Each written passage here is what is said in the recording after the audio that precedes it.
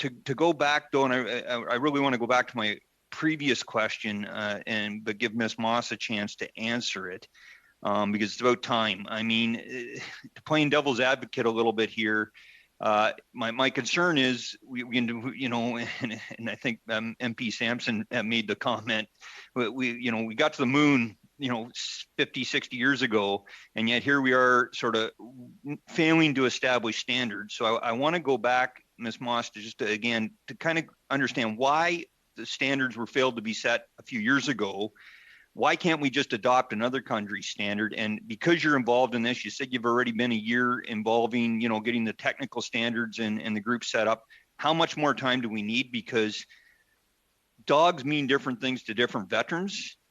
Safety is of vital importance, but ultimately the mobility aspect, just their accessibility from my point, I don't care what the dog does, as long as it's safe, it does that for that veteran. And they should be at least able to get, so when Sergeant Webb gets on the ferry next week, or he should be able to take his darn dog and take care of himself. So can you comment on that, Ms. Moss? I'll do my best. We haven't actually been working on our national, our announcement for our notices of intent were announced in March, actually. And so there was a variety of reasons.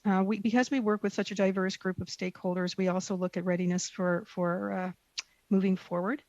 And there's also the matter of finances. This work costs money to do. And so we had to make sure, A, we had resources, and B, that we were able to look at sustaining those resources, as well as working with an accredited SDO that met our needs as an organization, given our mandate.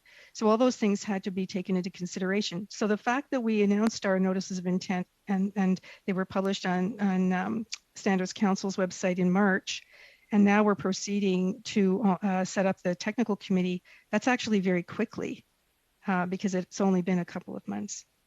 So we're actually breaking some new ground pretty quickly. So how much more time do you need keeping this simplified? Because again, if you got less money, it means you got to do it faster if you want to get the end goal. Mm-hmm. And my other question I ask, why can't we just adopt another country standard that's already been down this path?